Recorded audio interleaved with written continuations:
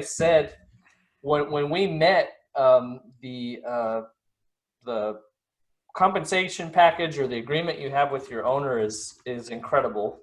So that's incredibly unique. Yeah, super intriguing that you work for somebody that gets it, right? That there's a mutual benefit there. And then in all the times you've talked at the meetings we've gone to, it seems like you have a great capacity for understanding people's, unique qualities and then helping them do that at work, so. We try. Yeah.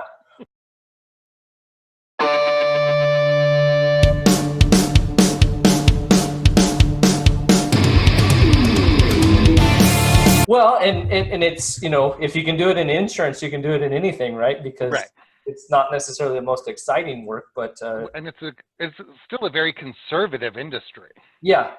Well, and highly competitive, right? Yeah. So.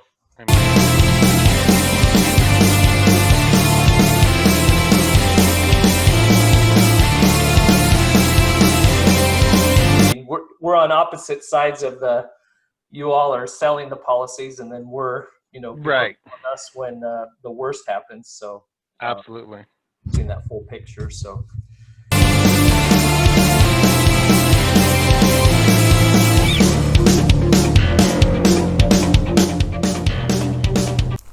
You can't see me. You can't see me. You literally can't see me because I'm behind a wall of socks. You can't see me. The DYOJO Studios, an undisclosed location somewhere in Puyallup, Washington, is filling up. We've got socks everywhere. The doorbell rings. Ding dong. And we peek out the window to see the Amazon delivery person scurrying away. They do not want to either disperse nor contract COVID from a physical interaction with the client, as they've been trained. We open the door and we see a large box. We run to the box and we open the box and we say, "What's in the box? What's in the box? What's in the box?" And at our house, since my wife and I are both running a Socktember team, the DYOJO podcast first annual Socktember competition style sock raising effort to support local charities, which has been I'm blown away by the support. We've got 6 teams, 6 kind of local teams, with a team in Canada and a team in Reading, Pennsylvania, and it's been off the charts. We have the Amazon, Jason Sturgeon, credit to Jason and Mary Sturgeon at Arcade Wayfinding. They suggested an Amazon wish list, which was something I never would have thought of.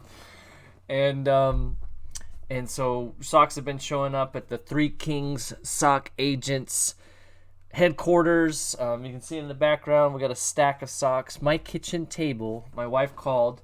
She's like, "Do you know somebody named Gordy?" And I was like, "You haven't listened to a recent episode of the DYOJO podcast with Gordy Powell from Georgia Clean?" So our kitchen table is full of brand new socks. So Gordy sent the love from Georgia. I wanted to mention, you can see the team captains and the teams, and they've been doing a good job of promoting their team members, but some people that have really been stepping up, even as members of those teams. Sarah Allen from Superior Restoration has been really active. Gordy Powell is with Georgia Clean, and he's been a guest on the podcast. Alex Watts with Avenue 5. He gave to the wrong team, but he gave. That's what counts. Judy Brown from Tacoma Trophies said she's got a box filling up at the office. They do great trophies. I don't know if you've seen some of the DYOJO podcast awards we've done and some of the Three Kings prizes we've given out for safety. Luke Dragger with the Ramsco, he's got a box there. They're a sponsor, and they're giving out a prize as well, a fan, an air mover for the winning team. Woody Frame with Zoom Drain up here in Seattle has been contributing.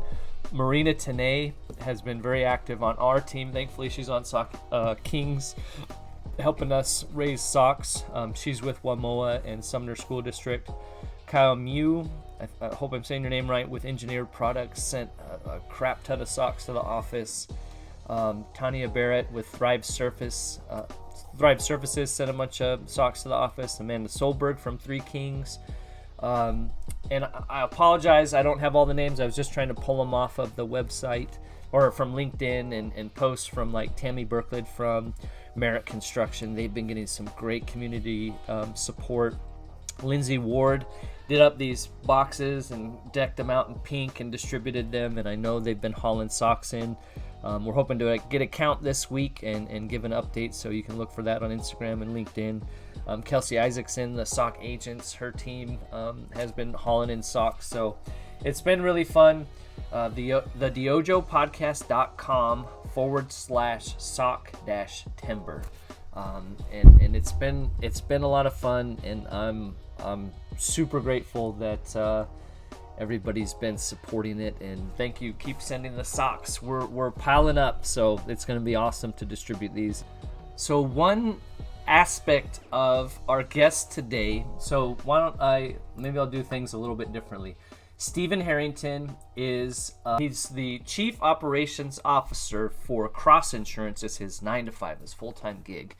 And I met him in Tacoma at met him at various events. Actually, I think the first time we met, there was a little after-hours event for the Puyallup Chamber at Red Canoe Credit Union here in town. And so, big personality, lights up a room, a lot of fun to be around, especially on those, we were new to town, and, that can be awkward. And so he has a great way of making people feel, have fun and feel invited.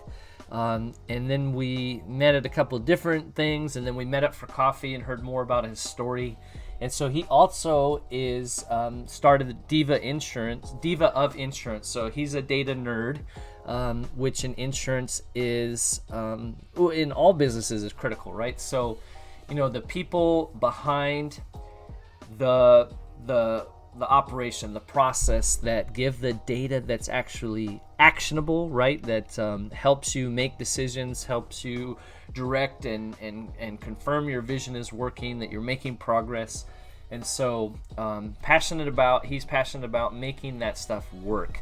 And so has done that for Cross Insurance as they continue to acquire additional companies and grow. And then, like most of when you're adding team members rapidly, one of the hardest things to do is to keep it consistent. My daughter's working for a local restaurant, and they've added 2 restaurants, and so she's learning that part of the process where it's like, this is what has made us popular, and so what's going to sustain us, build a legacy, those kinds of things, is if we can keep that. Everybody talks about the McDonald's way, but keep that vibe, right? Their theme is it's an anime thing. I always get it wrong. I think like My Hero Academia. I'm sure all of you are well aware, but it's Naruto. I got corrected by my youngest daughter. And so I guess it blew up on TikTok because people really enjoy it. So people are coming from Oregon and Idaho to come visit this restaurant. And so, it's interesting talking to her because eventually she'd like to be a restaurateur or own a coffee shop. And so talking about, this is, she's learning how this group has started and been successful and is expanding. And so it's exciting. It's exciting, to see your kids and people and love and respect, start to grasp things and think about, what if I did it? What would it look like? And what can I learn from other people? So Cosmonaut Coffee, shout out. That's become one of our favorite spots. It's just a tiny little coffee shop in Tacoma. Delicious coffee. So they really do it well.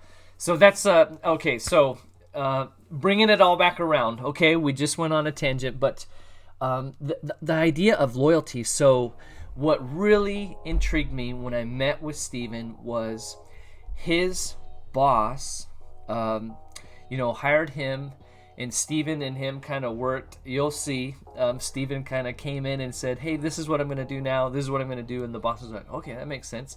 And giving them a lot of freedom, a lot of trust, empowering them to do those things, both to express himself professionally, personally, and to the benefit of the company. And just the, like Steven talks about, people have offered him much more money, and he's like, no, like at this point there's nothing you could do that would steal me away because of the freedom and the trust and the opportunities I have. And so just super unique. But I can remember times when this has come up in my career where it's like, oh, these friggin' kids, these dang kids, these millennials, these Gen this and Gen that, they're not loyal anymore, right? You just can't find loyal boys no more. I always do that. You just can't find loyal employees no more. They don't make them like they used to. But what's so funny in that is companies aren't like they used to, and those companies that used to, Tony Knaus and Carly Burnham wrote an excellent book a while back. It's a practical. Okay, so Tony Canas and Carly Burnham wrote an excellent book a while back. It's directed at the insurance industry, but it's a practical guide to engaging millennials. It's in the insurance industry, but really in any industry. And it's called Insuring Tomorrow. So on the topic of loyalty, they said, the key perspective, millennials have a different definition of loyalty than previous generations did. For boomers, loyalty means I stayed for 30 years, and I got my gold watch. For millennials, loyalty means I worked very hard while I was there. So, and what's crazy is they also mentioned the current workforce, millennials, saw their parents and grandparents get downsized and lose pensions. They entered the workforce as the first generation with no expectation of lifetime employment. So the current, and they say again, the current labor force defines loyalty as I worked hard while I was there. So this idea, and I never got that. It's like, if I'm hiring somebody, if I got 6 months of a superstar, somebody that's just going to knock it out of the park, embrace our culture and enhance it, right? It's not just like come in and just become a drone, but embrace it and then show us how we can enhance it and grow it, right? And so this idea of loyalty, what they've done at Cross Insurance with Steven, trusting him to, hey, if you're doing something that's solely for Diva Insurance, then we expect you to take time off and cover the cost yourself. If it's something that's mutually beneficial to Cross and Diva, let's discuss that. And if it's mostly Cross, then, bill it to the company. So just crazy. You talk about loyalty. I think it comes down to trust. I think everything in work comes down to trust. And I've had that discussion with managers before, people in a position of leadership, where it's like, yeah, we need to trust each other. And it's no, before trust comes honesty and integrity, right? So I don't have to like you to be able to work with you, but I have to trust that you'll do what you say, that you're honest in that. You can be who you are. I'm not saying you and I have to be the same, but I have to trust that if you say you're going to do something, you do it, right? You do your job. You handle your business. If I trust that you handle your business, we're going to be fine. But if you don't handle your business and you don't do what you say you're going to do, there will never be trust. Like, you can't just, trust them. No, they're not trustworthy. And so we've had that conversation before with people, and it doesn't seem to click. Just trust them. They're your team member. No, that's not how that works. If they don't do what they say they're going to do, they promise things and not delivered them to team members and clients and those kinds of things, and you're not going to have trust. So this idea of loyalty is wild, you know, and definitely a challenge to the people in a position of leadership who are looking at people's work histories and, well, they were there 6 months and there for a year, and then filtering it through your concept of what the labor force was or should be, and you know, the generational change. But that's the thing, it's like those jobs don't exist anymore, you know, or very few of them where people stay in one spot.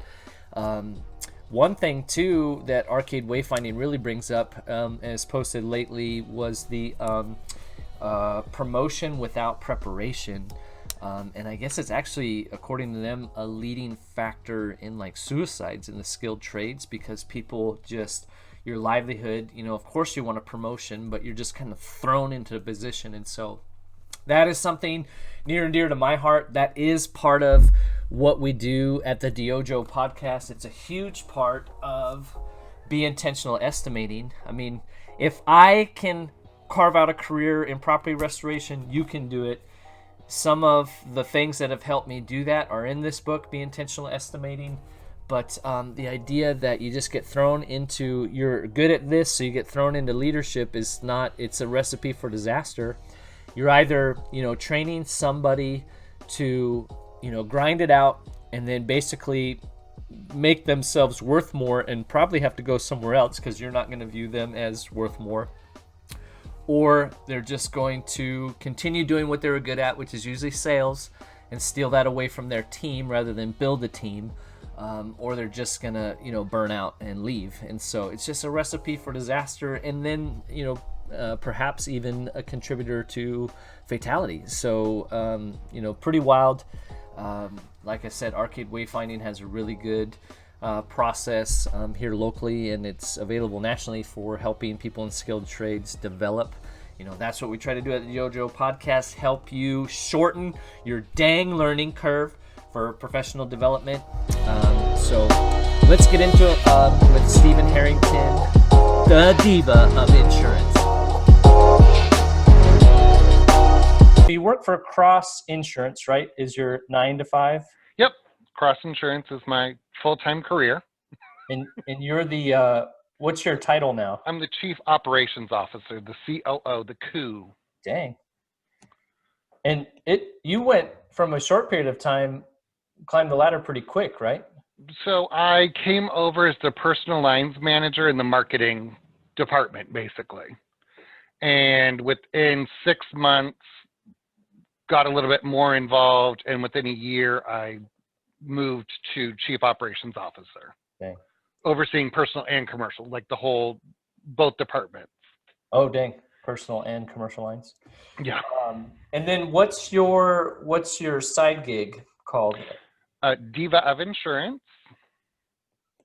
That's the official title? It's Diva of Insurance Incorporated. That is my business license. That's my logo. That's my business card. Yeah, I know it's your logo and everything. That's awesome. Very cool. Yeah, so I had years ago, when I first started in insurance almost 20 years ago, AOL was a hot little thing for email. Yep. Nobody had work email back then. We all had AOL if we had email at all. And as a joke, somebody's like, oh, you're the Diva of Insurance, because I'd been working at a bar. And I was like, absolutely. They're like, okay, cool. So I got Diva of Insurance at AOL.com, and it just kind of stuck. I went to my employer previously, and she's like, that's not very professional. Let's get rid of that, and you're going to have at the agency's name.com. And I was like, okay. But I still kept my AOL account. Yeah. And as times changed, I just kept going with it. And as I got known more and more, people with my personal email, they're like, that's awesome. Or, you know, then when I was starting my business, my boss was like, hey, you know, there's people that might not really be turned on by Diva of Insurance. Right. And I was like, then I'll charge them double when they need my service. So, I mean, well, it is what it is. That's not your ideal client, right? I mean, right. Because especially in sales, right? They're buying you, right? Well, yeah, and it's data cleanup. So, I mean, there's only so many people that have the understanding to do it and have the drive to do that. I mean, it's very rote work. You have to go in, you have to dig deep, you have to understand it, and then fix it.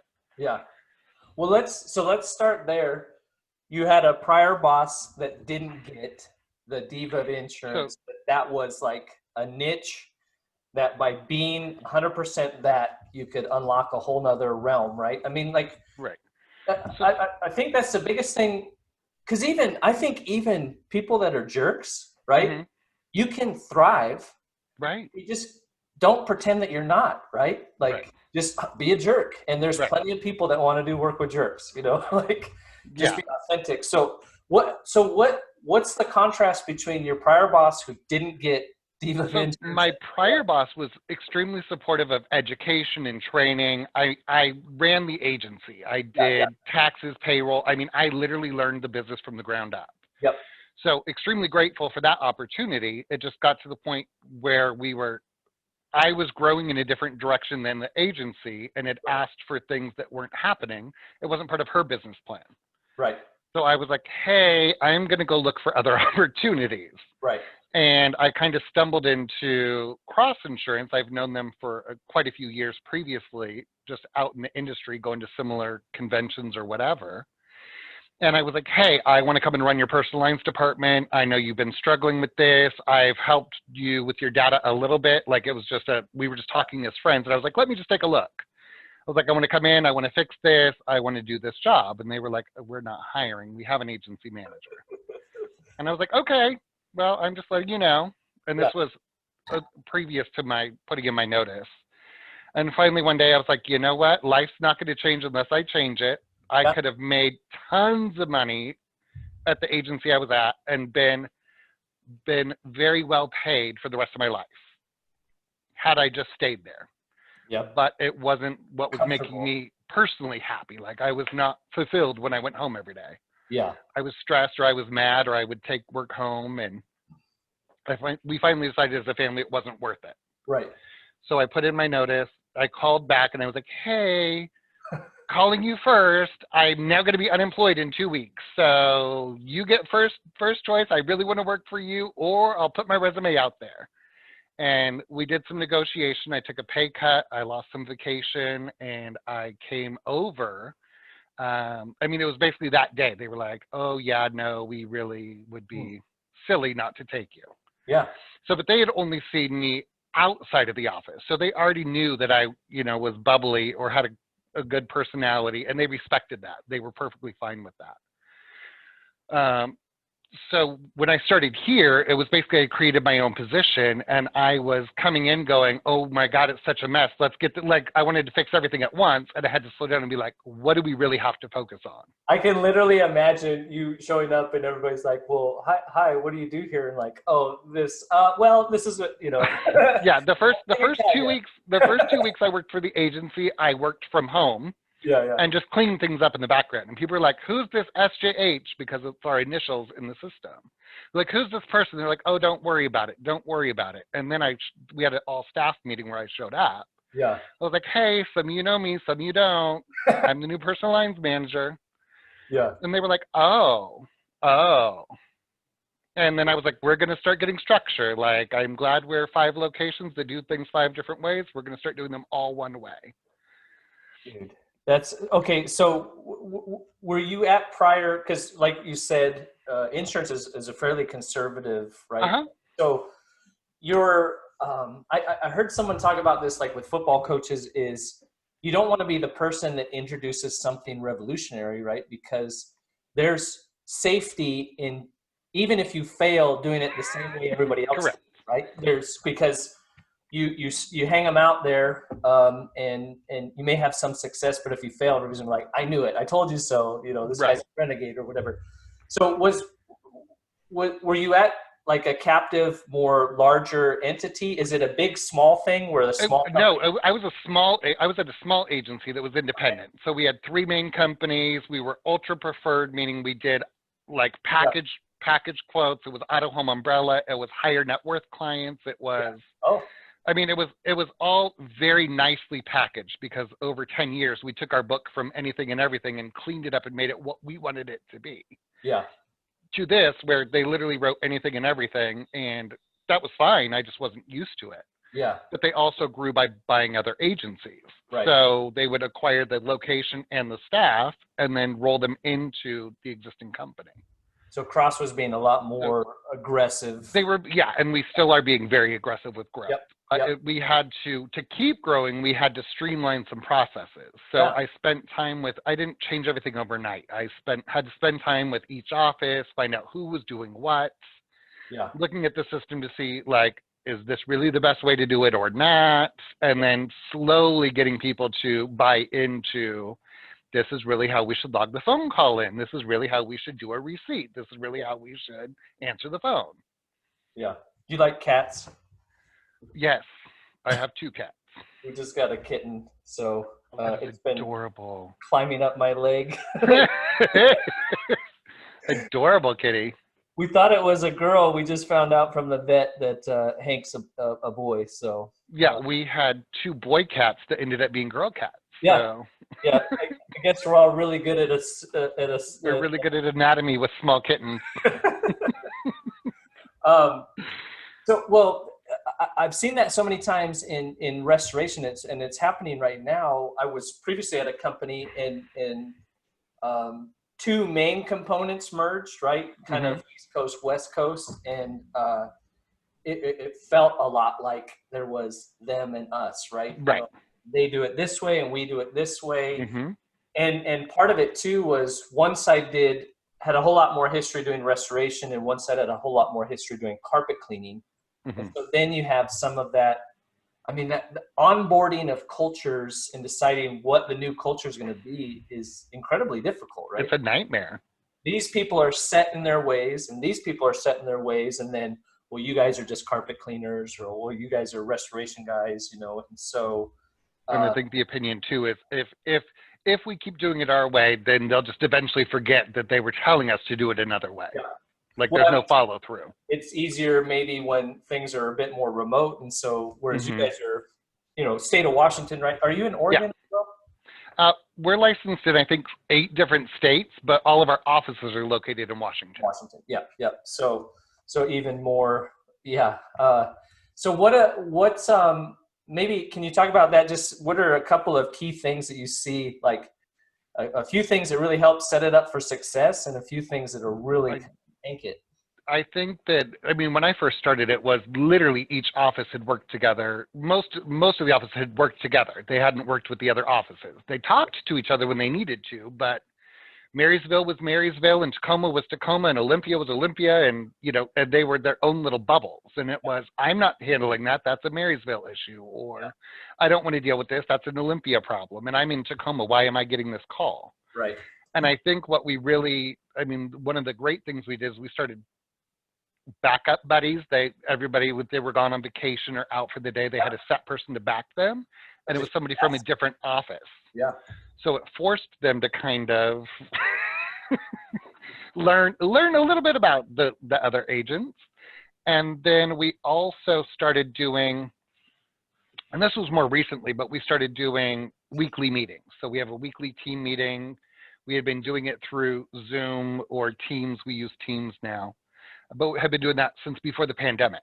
So we had team meetings every other week, and all staff once a week, so that everybody was complaining that they didn't know what was happening, or one person would find something out and nobody else would. Yeah. So that kind of helped bring the team together.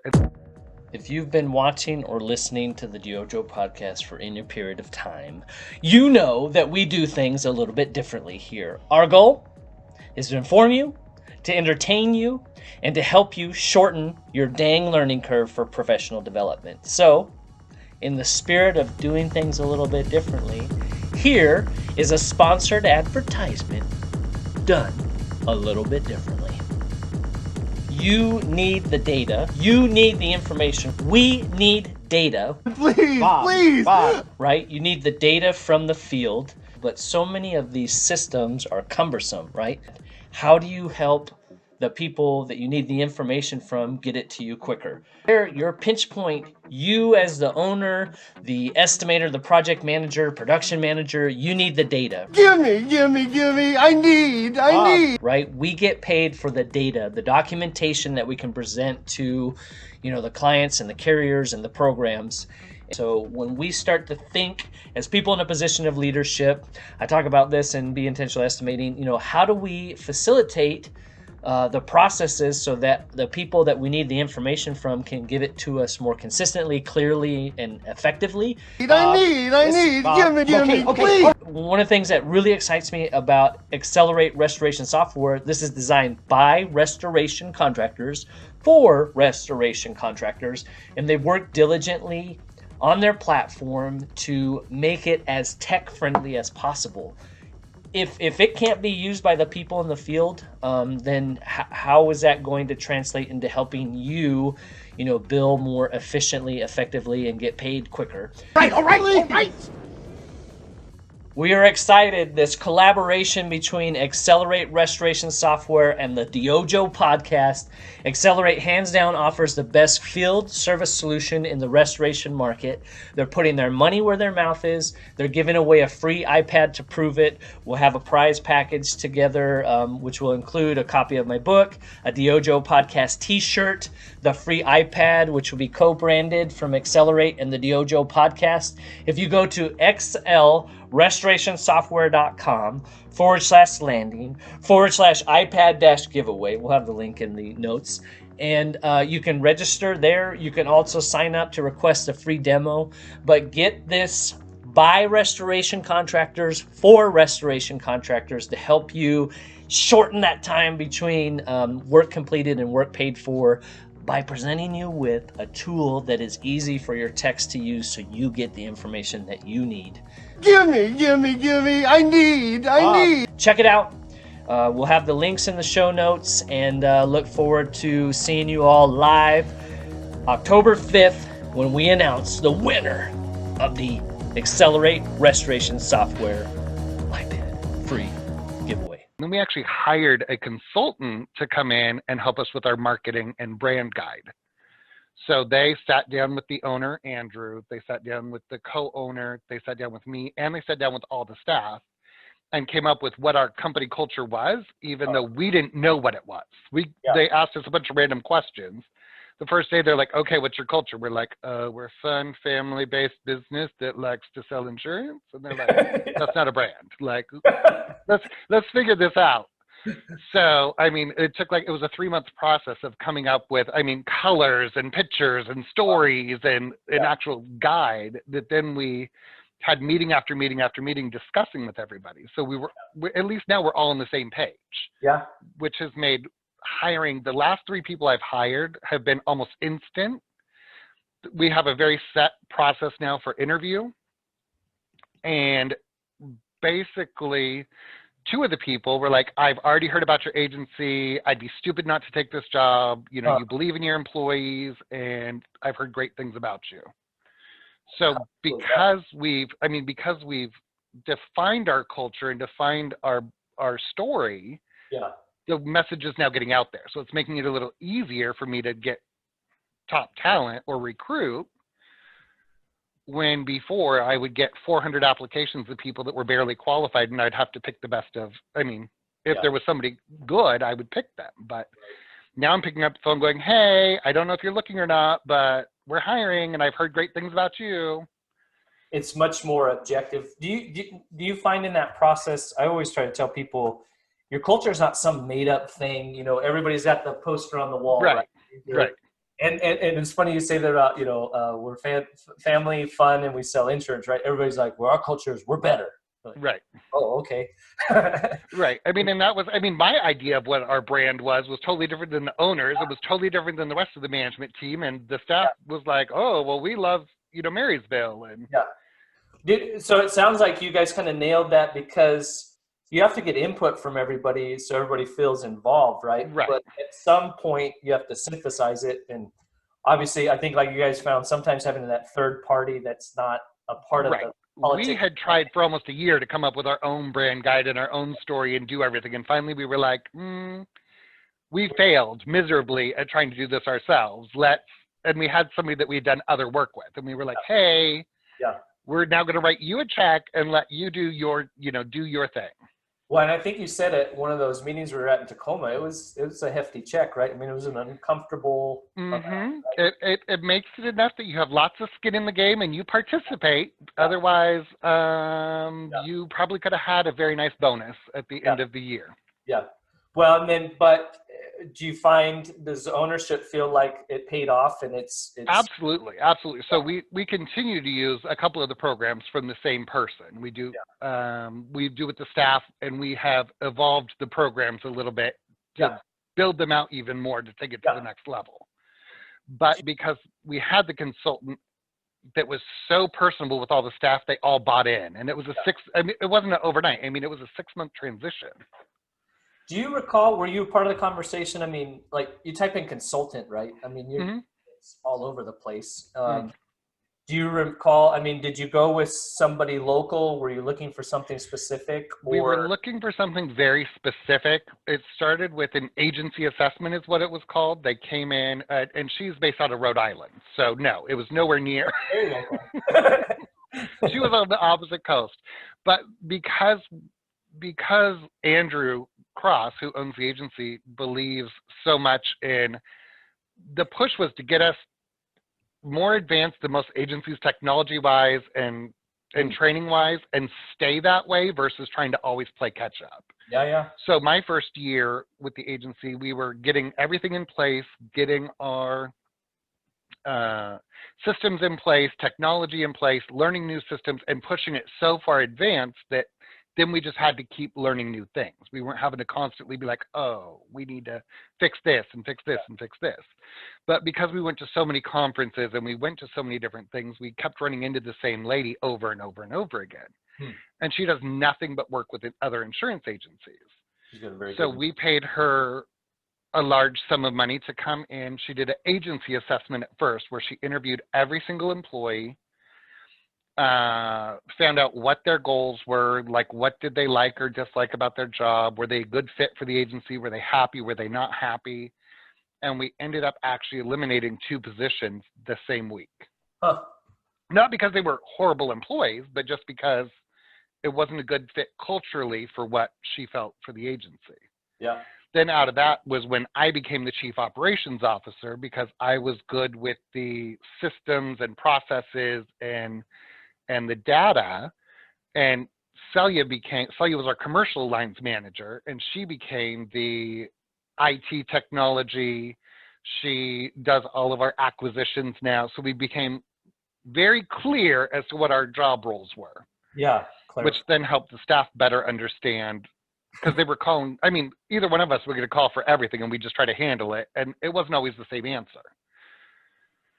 So she came in and just really helped us realize, these are the people we need to push harder. These are the people that are going to be there for a great amount of time, but they're happy where they're at.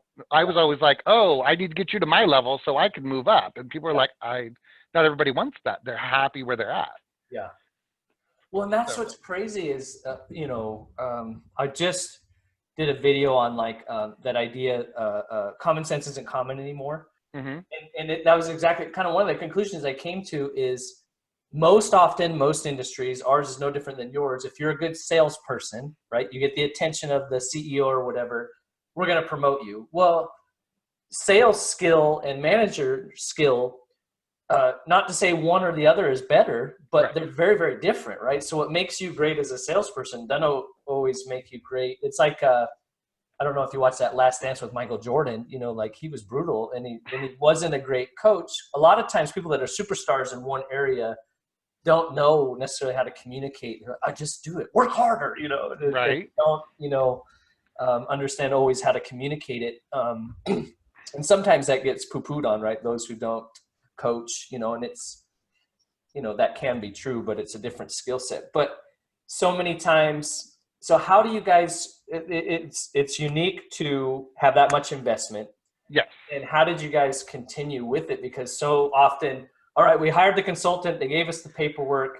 She We've got the roles and responsibilities chart, right? She is a very bright lady. It's a 6-month contract. So there's check-ins, like there's weekly check-ins and every other week check-ins, and there's homework that has to be done, and you're held accountable. I mean, that's why it was worth the investment, is we didn't have an option. We could have walked away from it, and then she would have been like, fine, bye. Okay, me.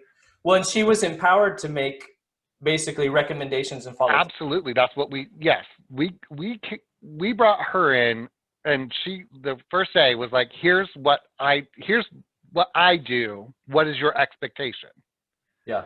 And we had the conversation. She's like, I'm going to tell you the way it is. You may or may not like it, and I'm going to tell you the changes you need to make. It's still your decision whether you do this or not. Yeah. But I'm going to hold you accountable, and if you're not accountable, then we're done. Yeah. Like, you paid me, and I'm not going to waste my time investing in you if you don't want to invest in yourself. Yeah. I mean, she said it in a much nicer way, but I tend to take it to the point and be direct. Yeah. Right. Well, that's what's funny, right? The paradox of even like your personality, right? In public, very, approachable and very fun to be around and stuff like that. But I know enough people that I've been around, like those one-on-one conversations, they can be difficult, right? So knowing how to be both is important. Well, right. I mean, and like right now, I'm meeting with a coach myself once a week on how to learn more about the employee's feelings, or how to be more involved in a non-numbers kind of way. Because in the office, it's here's what it is, here's what the expectation is, here's how I want you to get there. You tell me what you need along the way. That's interesting that you say that, because like I said, when we've been out and about, I wanted to take this full circle. You've got an owner that saw unique in you, right? Mm-hmm. And saw the value of allowing you to fully explore that. And it benefits you personally. It benefits the company. Correct. You're more engaged. Like you said, you have more. So I want to circle back around to that, managing others. But so how, I think this is going to like blow people's minds, or they're, right. But like, if an owner can find something unique in somebody, invest in that. Like, you've turned down offers for more money, significantly more money. Yeah, significantly more money. But it's because I'm happy. I mean, my work-life balance is very good at this point, and I have somebody that believes in me. Yeah. And that's the big story. Is he's like, all right, cool, go try it. Just keep me updated as to what's happening and make sure that you're getting your work done. Well, and you shared when we got coffee that one time, like, your boss trusts you too to say. You say, I'm doing this. This is mutually beneficial. So Correct. You're paying for it. I'm doing this. It's mostly beneficial to me. So I'm going to pay for it. Correct. So, I mean, what my side business is data cleanup and consulting for other agents that have the same management system we have. Super exciting stuff, huh? Super exciting stuff. It's thrilling. I actually did a road show with Celia and the owner, Andrew. I think we did 6 cities in last fall where we trained database cleanup. We just went on the road and did it. And from that, people were like, do you do consulting? Like, can I write you a check to help me, or can you come in and fix it? And I was like, no. And my boss was like, well, first ask them how much they're going to pay you. And I was like, Speaking of things that make you go, I'm holding up a copy of my book, Be Intentional Estimating. Here's a little bit of why it might be good for you to buy it and read it and tell all your friends about it. But this is what your estimates look like when you just take a bunch of line items. Just take a bunch of line items.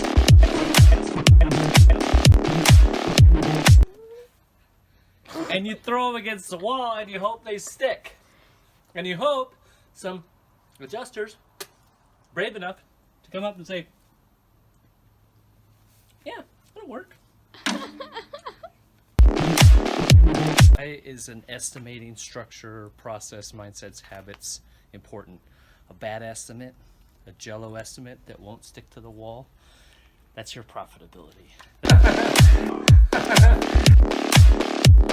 That's your ability to hire more people.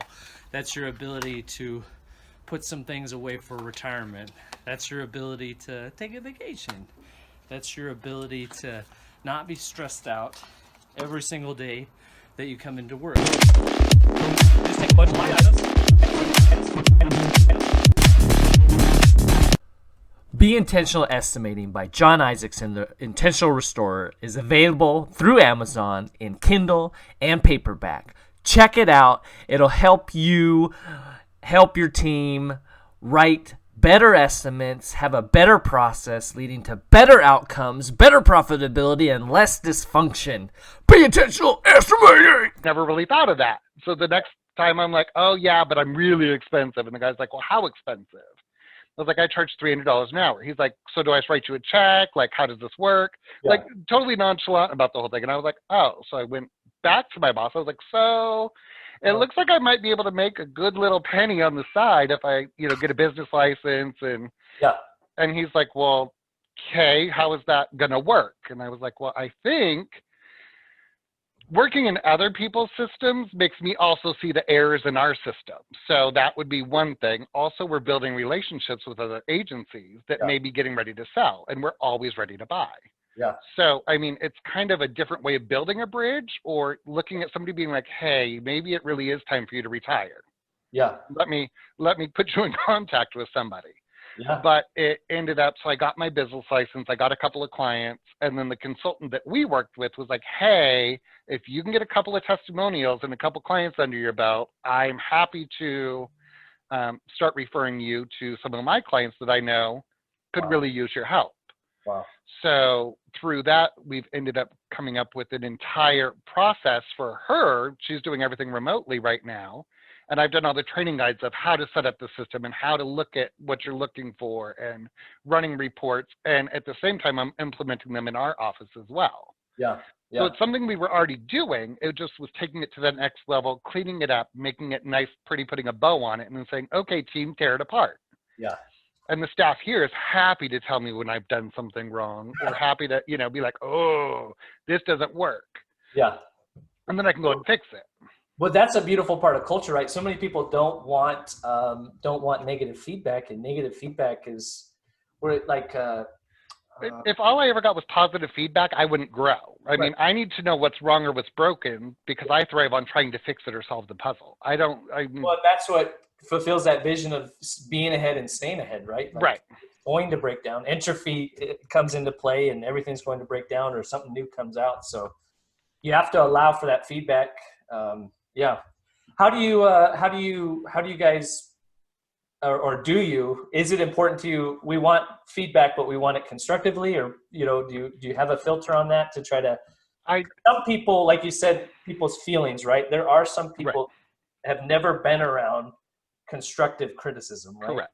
So how do you navigate that? I think I've gotten to know each person individually pretty well. So I know kind of their attitude and how well or not well they will handle any situation. Yeah. So I think it's just tailoring the conversation to each individual, which is really important. I can't talk to person A the same as I can talk to person B. Yeah. One of my team leads, I can call and we can be swearing at each other like we're going to kill each other. Yeah. Right at the end of the call, we're like, okay, still love you, bye. Yeah, yeah, yeah. And the other one is more of a, okay, here's what we need. Here's the steps we need to do. Can you take this from here? Yeah. Call me if you get stuck. Yep. The other one is like, okay, this is messed up. You need to fix it. Call me when it's done. Yeah. So, I mean, it's just kind of learning each person's learning style. And I mean, their style to begin with is really important as well. Yeah. Well, I think that's what's a lot of times misunderstood about the golden rule is treat people the way you want to be treated, right? Mm-hmm. But I think too often we filter that as, well, this is how I learned. This is how I receive information. What's the problem? I'm giving you the same opportunities I got. I'm yelling at you just like my mentor yelled at me. And it's that was my struggle moving from, I wasn't necessarily management in my last location going into a management position was, if there was an error, it was the end of the world and it better be fixed, and it was your problem, and somebody was always at fault. Whereas here, it's like, okay, this is a lot bigger. There's 20 people. There's multiple options for things that could have gone wrong. Where in the process did it fail? And what can we do to prevent it the next time? Yeah. But it took a whole lot of, again, I've had to learn everybody's personality so that I could trade in a different way. Right. Before it was, here's how we do it. Here's why. Here's the numbers, and this is what we need. Get on the same page. Yeah. Yeah. Yep. And I think you run into the wall so many times doing that, then you're like, oh, what do we maybe need to look at that's a little different? Yeah. Well, and that's important. I was at a job. They had we were moving some shelves, and there's this big board, and it had some people's names on it and checks on it. And I was like, what the hell is that? And they're like, that's the naughty board. I was like, excuse me? Yeah, like if you broke something or you made a mistake, your name went on the naughty board. Ooh. Rip that down. Like that's how, and then, but it took, so the first time someone made a mistake, right? And I brought it, everybody's like, well, no, that was this person. That was this. Mm-hmm. No, that's not my point. But we're not blaming. We're just. Yeah, this went wrong. So this affected the customer and affected our team. What can we do? What? What are you talking about? Like, oh, that's a different way to look at it. Well, but then you have to prove it, right? And you make mistakes because sometimes somebody just does something just off the rails, and your temperature's up to here, and you really want to lay into somebody, and that's when your culture gets tested, right? Right.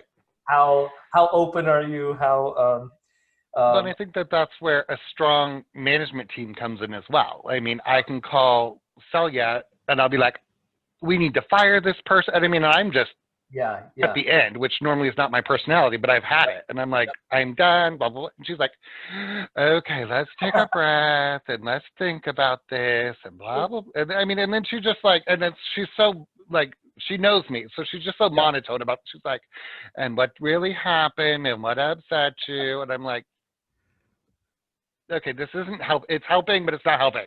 Yeah. And same thing with Andrew. He's like, I'll call him with an issue. He's like, well, what would you do?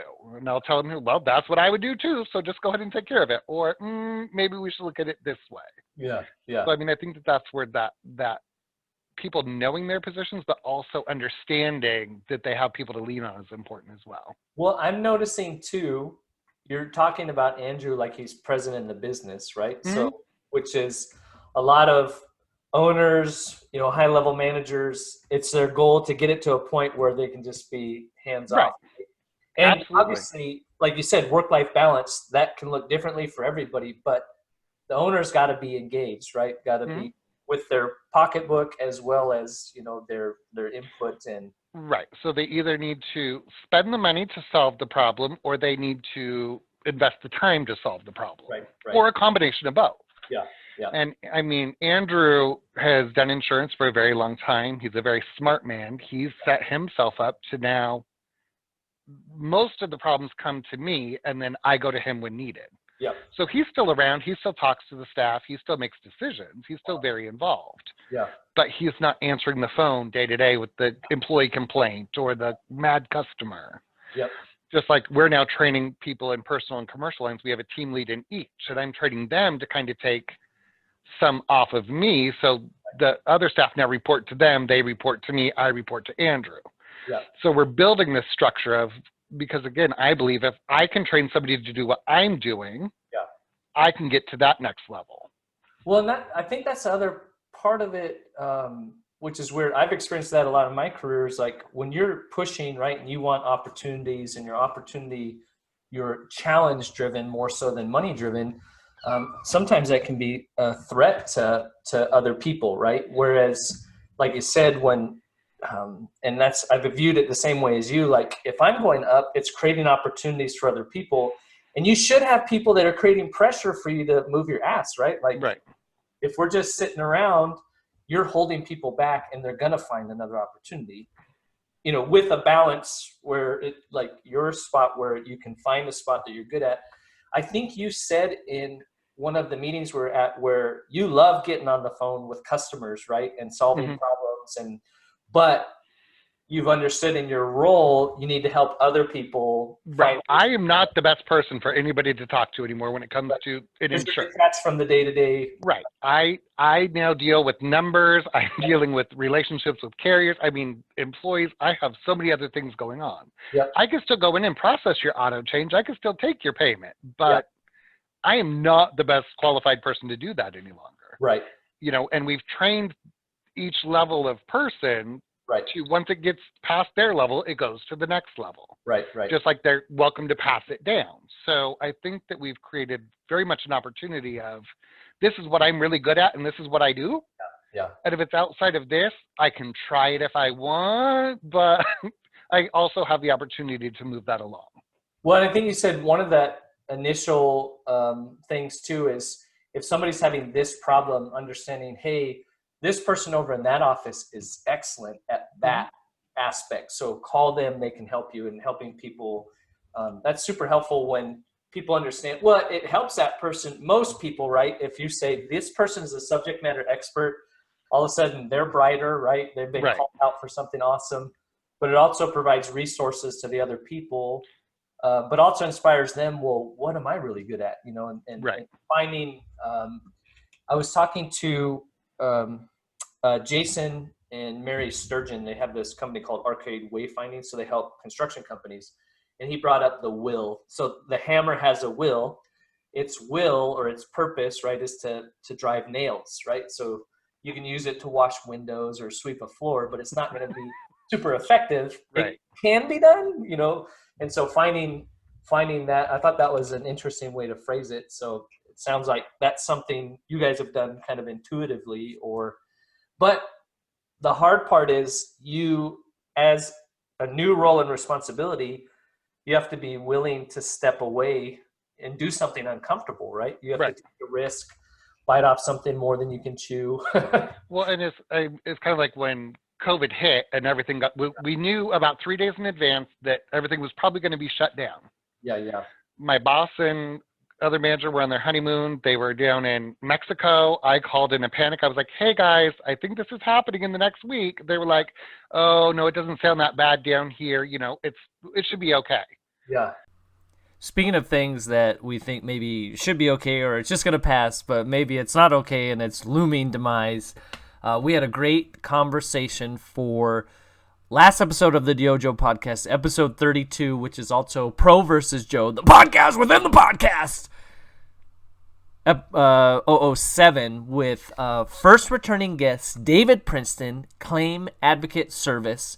And we talked about a lot of things, but one of the things was helping customers understand the process if their claim is questionable, disputed, or denied.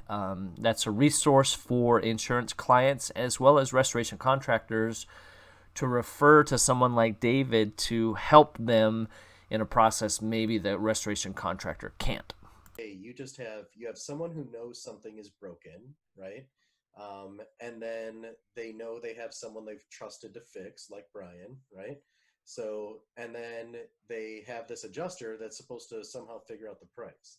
Yeah. What I always advise people to do is this, and it doesn't matter if you're a homeowner or a business. Pick the contractor you want to actually do the job, get them in touch with the adjuster, and give the adjuster and the contractor this instruction. When you guys reach an agreed price on this and the scope of work to put me back in pre-loss condition, I'm then ready to authorize things to happen, right? So, because the authorization can only come from the insured, right? So from the policyholder. They're not, the insurance company isn't going to pick your contractor. No power tools. Oh, what? No power tools. No, I forgot to brush my teeth. The insurance company isn't going to pick your contractor. The insurance company isn't going to pick your contractor, right? The insurance company is, well, you can have program work, but they can't pick it. So that's steering, right? And steering's illegal. So that's steering, right? And steering's illegal. And that's why there's 5 minutes of disclosures on every phone call saying you can pick anybody you want to do your work. However, we've contracted with so-and-so, right? And there's severe consequences if you don't choose this person, right? Well, there can Like be. we're just right? not going to respond for 3 weeks. Yeah. Well, but you know, who does that hurt? Honestly, if you have well, I think in the end it'll end up hurting the insurance company, because if they've tendered proper notice under the claim and they document their losses and their damages, they have a duty to mitigate, right? So you can still mitigate and perform work, but now if you don't feel comfortable that you have a covered cause of loss, which is where a public adjuster could come in and tell you, yeah, this is reasonably covered, right? Yeah. You can be green lighting a lot of stuff, What you don't want to do is spoliate evidence, right? So whatever your sources are, so especially if you're on a fire scene, that fire scene hasn't been released, you shouldn't be in there, right? So by authorities or insurance companies. But then you also have in water losses, you don't get rid of the source of the leak, right? So you stop it from water coming out, right? But otherwise you leave that thing intact and you wait for the adjuster to either collect the evidence or a plumber, or if it's big enough, they're sending out an engineer to do it, right? Right. So yeah, so there's lots of ways that you can actually use that to your advantage in claim situations. Yeah, you're welcome. It's our job here at the DYOJO podcast. We're here for one purpose. Our job is let's say two.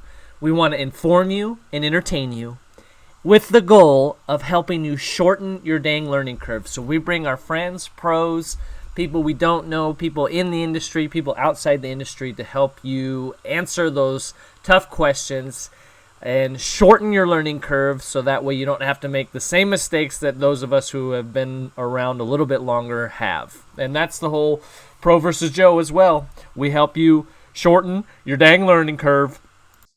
And I'm like, I want to start ordering some equipment. They're like, well, if that's what you think we need to do, then order a couple of things just in case. Make sure we can return it. Then I called a couple days later. I was like, guys, it's getting serious. They're like, yeah, we're getting on a plane right now to come back. You buy whatever we need to buy. Yeah. And we spent 3 days going all across Washington buying laptops and keyboards and screens and whatever, because we already had the infrastructure in place for people to work from home. We just hadn't allowed them to work from home. Yeah. And within 48 hours, every employee had a laptop, a full setup, and was ready to work from home. We had them go home, test the system, come back. And by the end of that week, we were like, okay, we're closed. We're now all working from home. Yeah. So, I mean, that was kind of awesome. At least we were to the point where we could do that. But then we also had the resource and the belief of the owner saying, yeah, if this is what we really need to do, just make it happen. Yeah.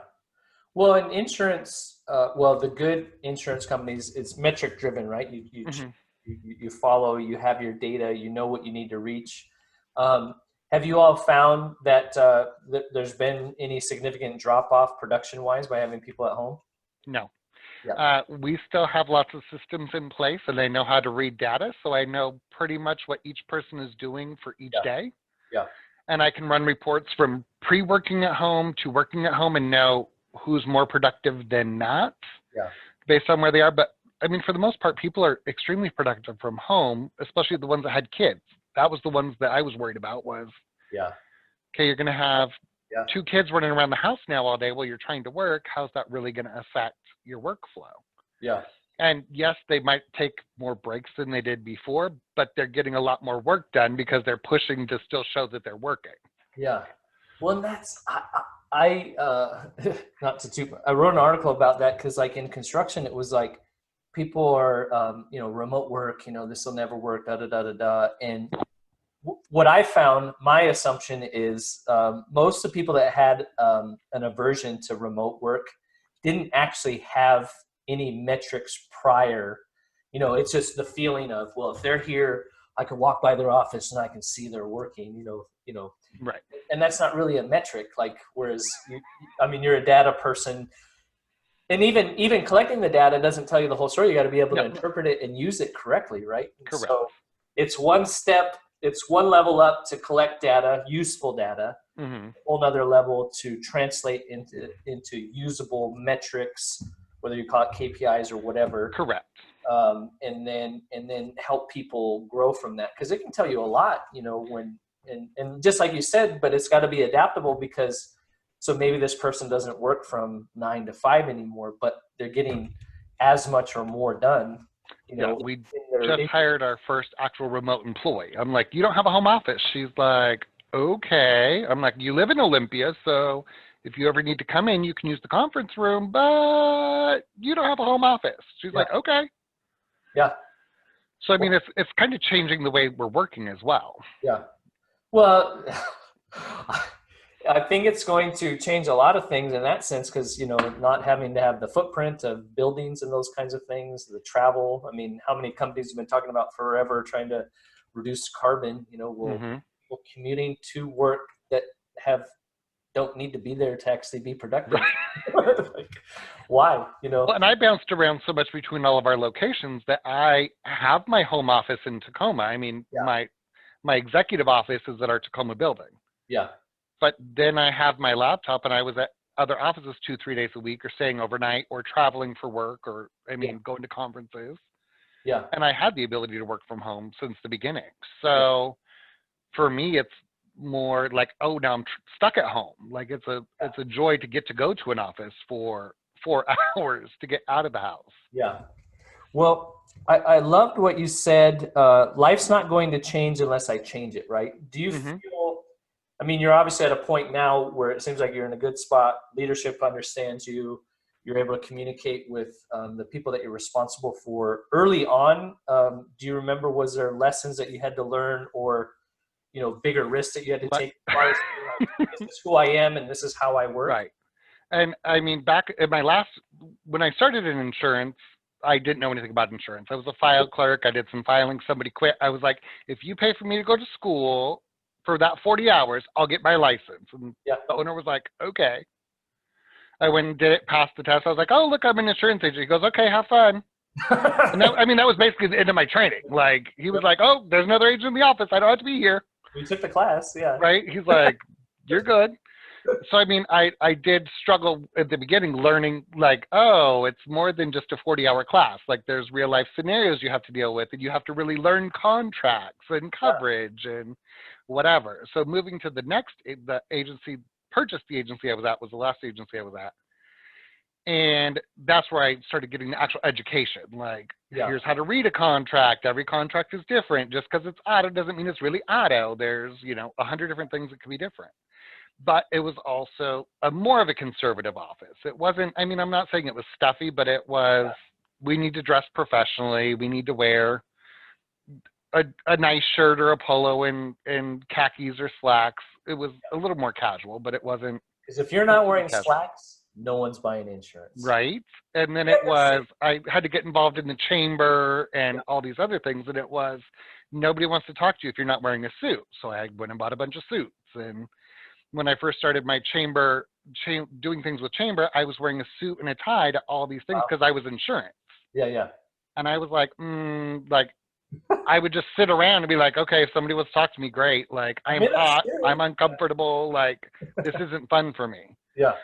So, as it progressed, it was, okay, I can wear slacks and, a questionable blazer. Maybe it has a pattern, or maybe it's, plaid, or, I mean, just something a little different. Or my dress shirts became very fun with basic blazers. Yep. But I mean, I was so afraid to go outside of the norm because I was told that I wouldn't get any business, or nobody would want to talk to me, or that's not how a professional person would act. Yeah. So when I started venturing out more and more and getting more involved, I was like, people don't care. Like, they truly, if they're that worried about what I'm wearing, then it's not somebody I want to be. You're not going to convince them with your right. Like, I can't convince them to become my customer. Yeah. But at the same time, we were going through the transition with the office of finding our perfect customer and being okay to say no. Like, somebody called for a quote, I'd be like, I'm sorry, I only quote your home and auto. Yeah. Nope, I only want home. Great, I got a number for another agent that's happy to take care of you. Yeah. And they were like, well, you don't want my business? I want your business on my terms. Yes, I want to do what I feel is best for you. So I think with getting that permission from changing the way the agency was operating, then I was like, okay, I'm going to push this a little bit more. I'm going to wear a fun shirt. I'm going to whatever. Yeah. And then by the time I got ready to leave that office and went to the new one, I was like, here's how it is. Like, I don't want to wear a suit anymore. I got rid of, my closet was full of suits and dress shirts and everything else. Yeah. Andrew, the owner, loves to wear khaki shorts and T-shirts and sandals. Like, that's his go-to for a nice day. Yeah. He'll wear a Hawaiian shirt or a polo shirt. And if we have something that we really need to dress up for, I totally get it. I'm happy to do it. Yeah. And so does he. But I was like, I am tired of this. I need to be me. I want to wear what I want to wear. Yep. I don't think anybody's going to care. He's like, well, we'll try it. If it doesn't work, you can always put your suit back on. Yeah. Yeah. So, but I think that's because I had known them from outside of the industry for so long. That's what I was already wearing. Yeah. I'd go somewhere in the evening, or it'd be out a cocktail party at an insurance convention, and I was like, I'm not wearing a suit for this. Like, we're drinking, and who cares? Yeah. Or we're networking. Yeah. So I think that I was really lucky with that, where he's like, well, we'll give it a try. Yeah. And I mean, now I have my closet is fun blazers, it's jeans, it's you know, shirts I love. And I think that makes me a lot more passionate about what I do as well. Like when I get up and I put on my fitted jeans and I smile in the morning because I got some bling on. I mean, I'm like, if I didn't have this job, I probably couldn't be wearing this. Yeah. Yeah. But there's also an appropriate place and time as well. Yeah. So. Well, I think that's, being respectful or whatnot. I think that's, I think so often what we do is like, because our competitors do it or something like that. It is. I mean, it's a risk to go outside the box, but a lot of times that's where, the unique opportunities are. So. Right. I mean, and with dressing the way I dress, I dress this way because it makes me happy. I truly enjoy what I wear. And doing a road show in 6 states, talking about a vendor's product and how to clean up a database.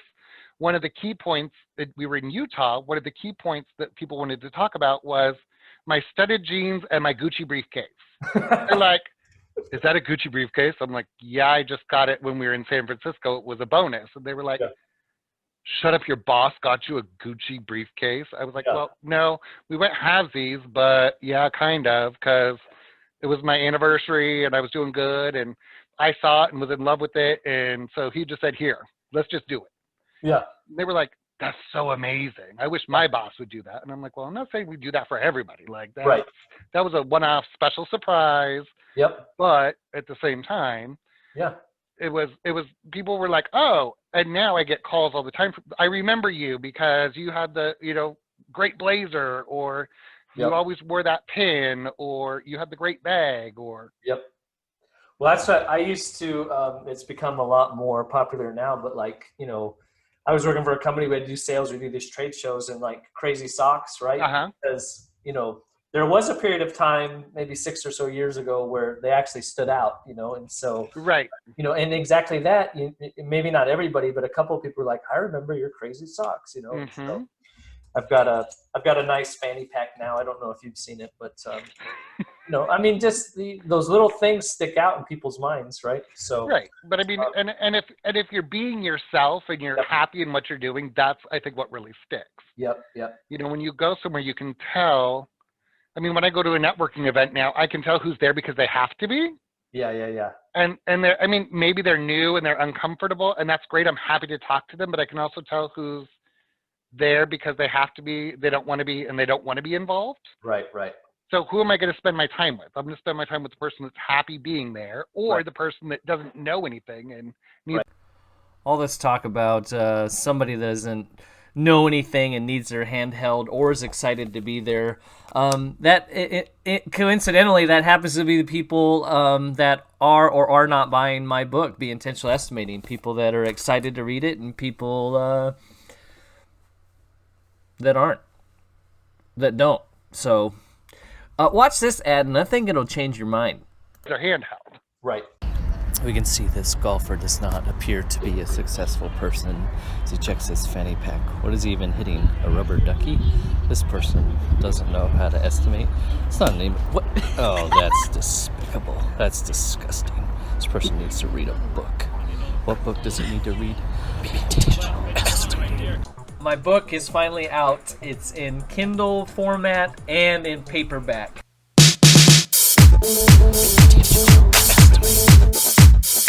This person, on the other hand, knows the habits and the mindset that it takes to be successful in estimating property insurance claims because they've read Be Intentional Estimating. Look at that posture. Look at that swing. Home run, ladies and gentlemen. Home run. Nice. Be Intentional Estimating.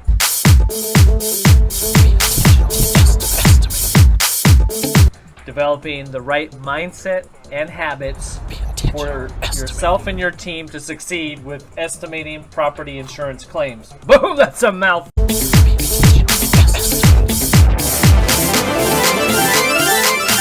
Yep. Well, so do you hire a lot of young people? Yes. So what's in thinking about being yourself at work and those kinds of things? I think, you know, everybody likes to throw out around the millennial word or the what's next, Gen Z, right? And you got to where you are and your comfortability and your understanding of what's appropriate and not appropriate through a process, right? Correct. Well, a lot of people, younger people, maybe especially in insurance, right? Maybe they don't have people that have experience with insurance or being in an office setting and those kinds of things. How do you help? Do you see that as a barrier? How do you help younger people understand, hey, this is, we want you to be you, Right. but this is kind of the boundaries. I guess that's the way to put it. How do you set up the boundaries? We haven't really ever had an issue. So we've had, I think, 4 or 5 people now hired under the age of 25. One was 18, one was 21, 22, and I think 24, 25, somewhere in there.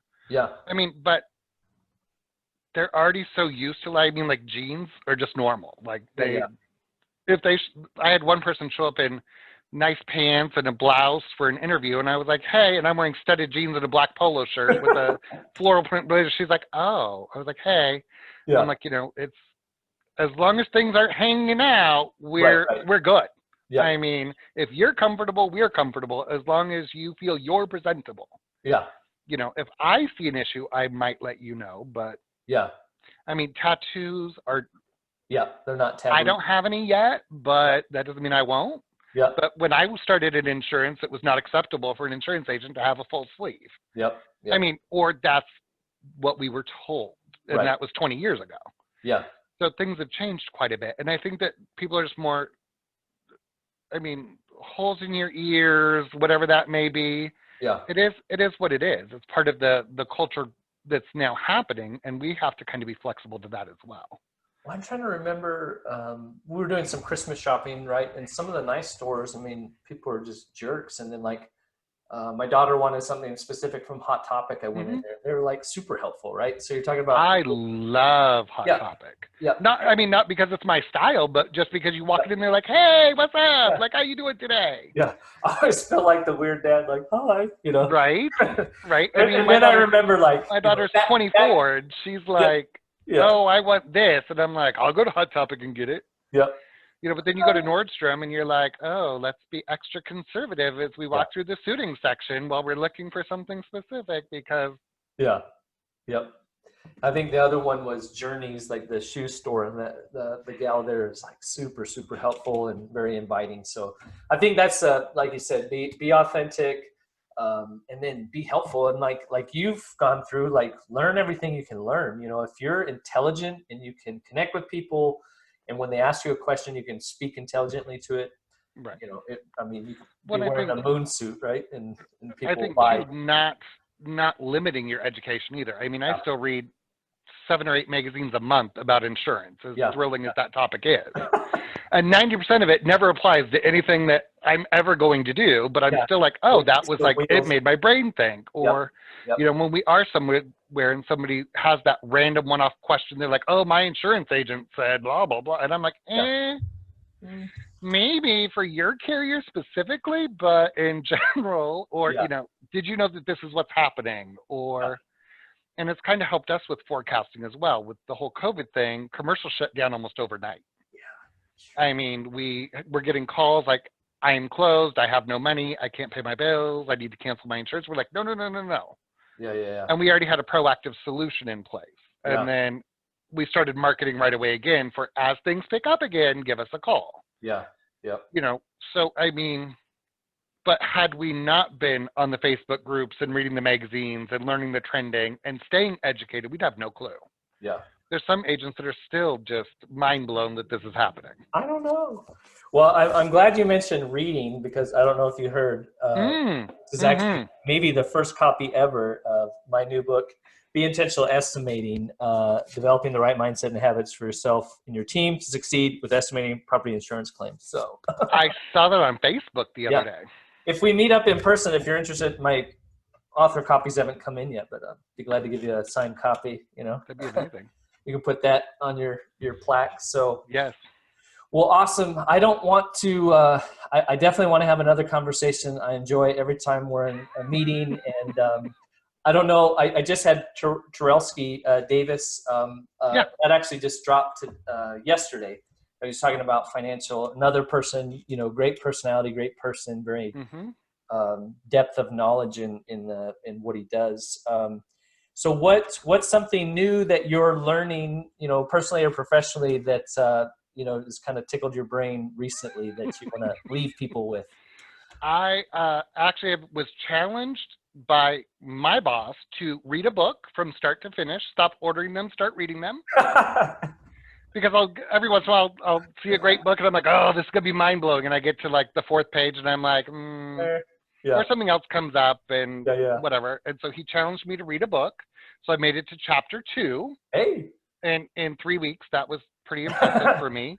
But I'm also working with another mentor that was like, okay, how's the book going? And I'm like, I've made it to chapter 2. He's like, did you read the last chapter? I was like, no.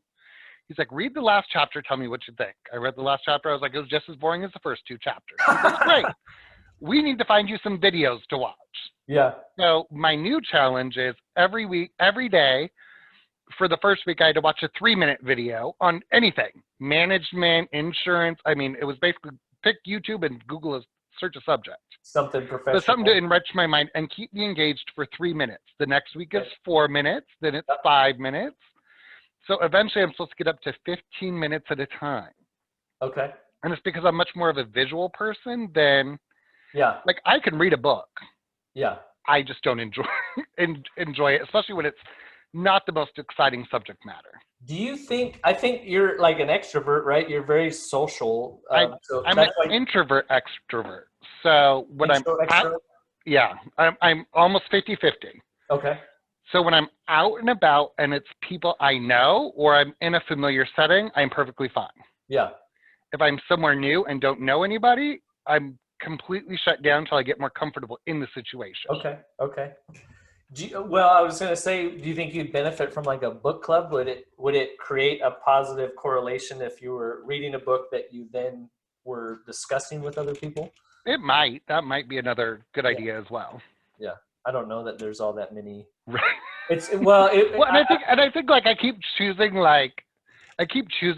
management, like here's how to change the world in 3 days. And I'm like, I start reading it. I'm like, that might work. Okay. Or I go down a rabbit hole. Like I'm like, oh, this is such a great paragraph. And then 2 hours later, I'm still like researching how to make one little paragraph happen. Well, I still contend a lot of books, their like kind of preface or their opening chapter, that's the meat, right? And you're like, oh, damn, yeah, that's really good. And then it's like 19 chapters of fluff, trying to prove the point to get to a page count, and so, that's read a book. Do you do Audible? Is Audible interesting to you? I can't even listen to the radio in the car. So, I mean, like I'll do a 2-hour drive in silence because my mind is just constantly thinking. Wow. So if the radio's on, that's fine, but I don't normally pay attention to it. So there's only been one audiobook that I've ever been able to get through. And that was just because she swore a lot and it was like highly engaging. And I was like, oh, but I'd still have to rewind it. Like every 20 minutes, I'd have to rewind it 10 minutes because then I'd start thinking about, that was a really good point. And how does this affect me? And what's one little thing I can change or what's one little thing I can do? It grabbed your attention. What was you remember the book? Something about being kick-ass or. It's like a yellow book, right? Yeah, it's a yellow book. Yeah. Everybody was reading it there for a while. Yep. Well, I think the subtle art of not giving an F or whatever. Yeah. There's you maybe you'd like a Gary. I've never read a Gary Vaynerchuk book, but if he writes the way he talks, then it's right. Probably, Well, and that's kind of like these videos I'm watching now. Is I'm trying to find more exciting content or more animated versus just the instructional. The dogmatic. Well, sweet, man. I like I said, I've always enjoyed all of our interactions, and really, it is very cool. That you're in a situation where they recognize that unleashing your powers. Right. Good for you. Good for the company, and then But sometimes too, you can get that and then not reciprocate. But it sounds like you've done a great job of Right. helping And I out mean, with- and I think too that if there wasn't that reciprocation, it wouldn't Yeah. have worked for either one of us. yeah. So Well, the trust has to be there, right? And absolutely. that's I was at a place and they're like, well, we just have to trust each other. It's like, no, that's not how that works. We have to be honest and have integrity. And if we have honesty and integrity, then we'll trust each other. Because to work with each other, I don't have to like you, but Right. I have to trust that you're doing your job. If you do your job, even if you do it differently than me, I'll trust you. We don't have to hang out or whatever. Right. but I can We don't have to trust be best friends outside of work as Yeah. long as I know you're doing what you need to do and Yep. you know what you need to do. Yep. So, well, sweet, man. Well, hopefully we should do something in person. Yeah. coming up, and we'll go from there. So Sounds wonderful. awesome. Thank you, Stephen. Yes, it was great talking with you today.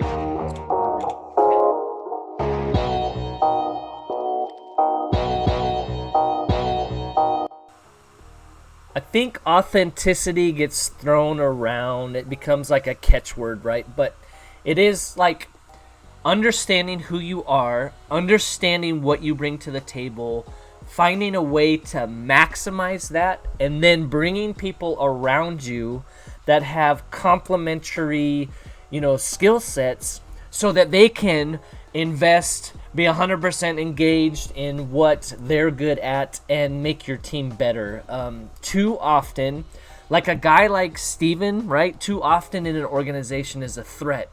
This person is really intelligent, really outgoing, has helped us build our team, and so we got to tamp them down. And so, maybe a little bit jaded, right? But that idea that a company can embrace somebody and say, man, you've got this skill set. But there too is an opportunity, right?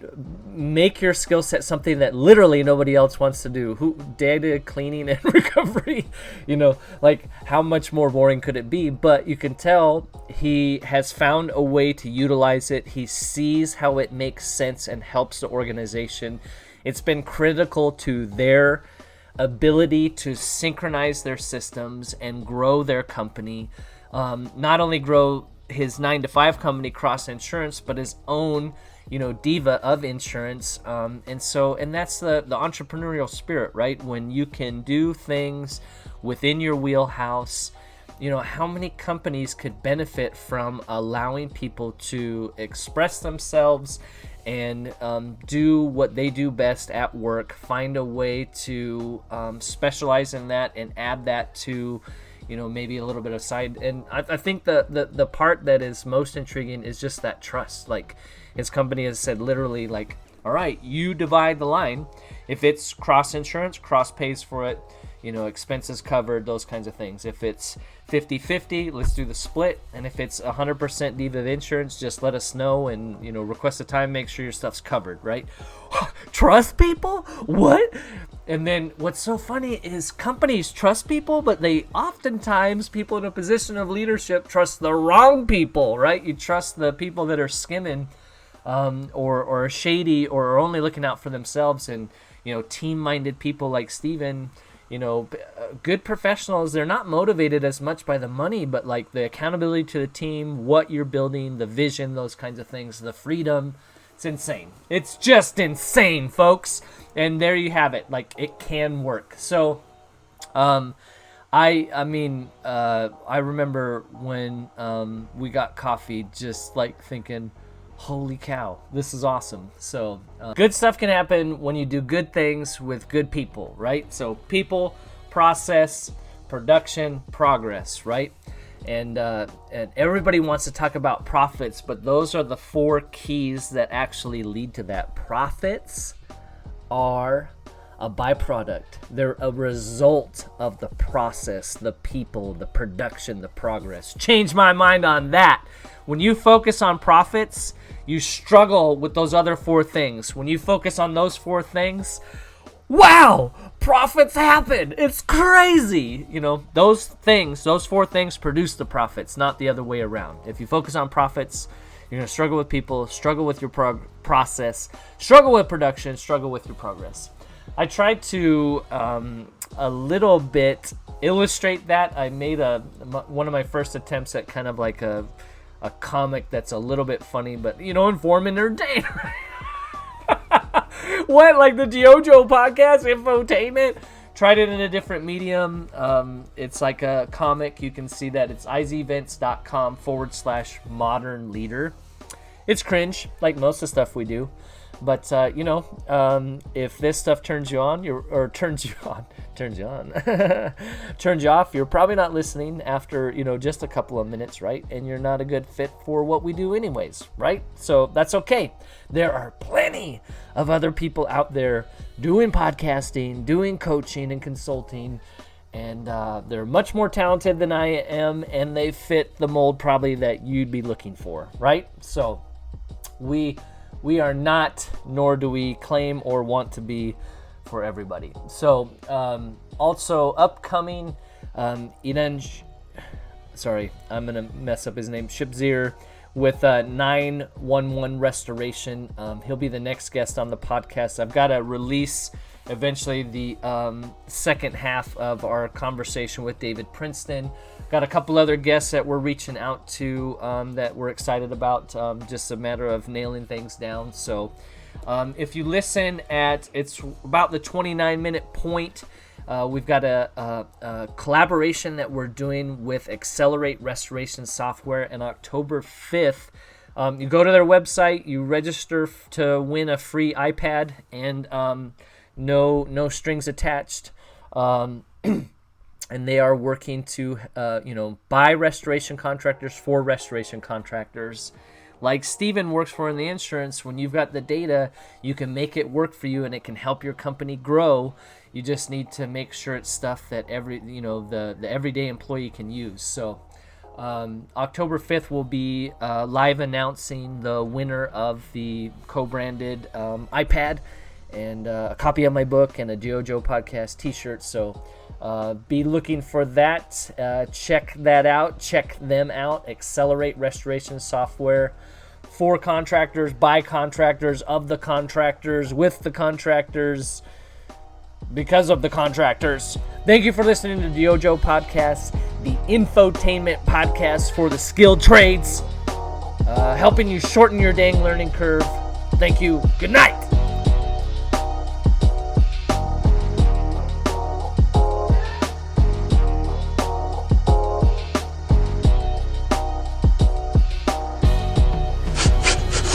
This is the stupidest thing I've ever heard.